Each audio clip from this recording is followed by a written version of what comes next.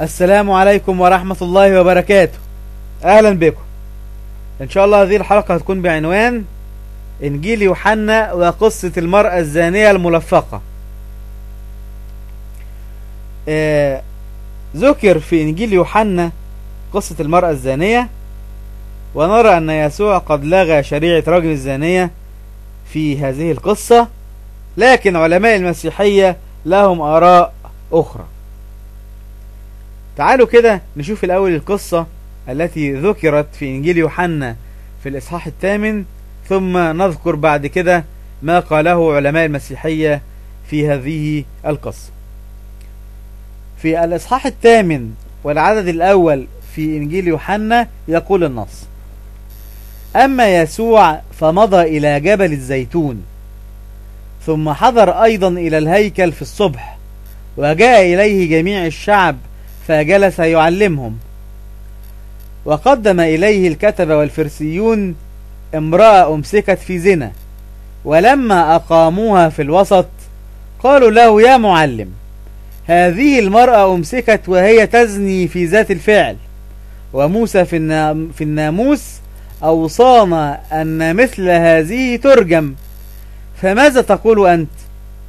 قالوا: هذا ليجربوه لكي يكون لهم ما يشتكون به عليه. وأما يسوع فانحنى إلى أسفل، وكان يكتب بإصبعه على الأرض. ولما استمروا يسألونه انتصب وقال لهم: من كان منكم بلا خطية فليرميها أولا بحجر. انتهى كلام الكتاب المقدس من إنجيل يوحنا. طيب، الآن بعد أن قرأنا القصة وذكرنا فيها أن يسوع لم يرضى لم يقبل أن ترجم الزانية، تعالوا نشوف أقوال علماء المسيحية في هذه القصة. في الترجمة اليسوعية نسخة الكاثوليك صفحة 286 يقول النص: بالإجماع أن هذه القصة مضافة، بالإجماع أن هذه القصة مضافة وأصبحت موجودة طبقا لقانون الكتاب المقدس. انتهى كلام الترجمة اليسوعية، يعني هذه القصة ليست من أصل إنجيل يوحنا، ليست من أصل إنجيل يوحنا.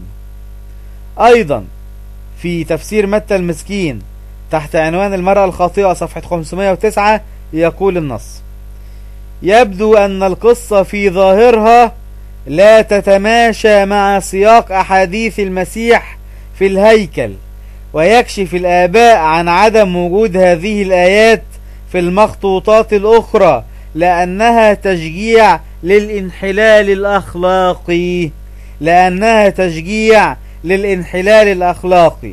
انتهى كلام متى المسكين في تفسيره صفحة 509. إذن هذا الكلام معناه ان هذه القصة قصة ملفقة، وعلماء المسيحية تقول ان وجود هذه القصة هو تشجيع على الانحلال الأخلاقي. نتمنى ان احنا نكون وفقنا في العرض. نستودعكم الله، نلتقي في الحلقة القادمة، والسلام عليكم ورحمة الله وبركاته.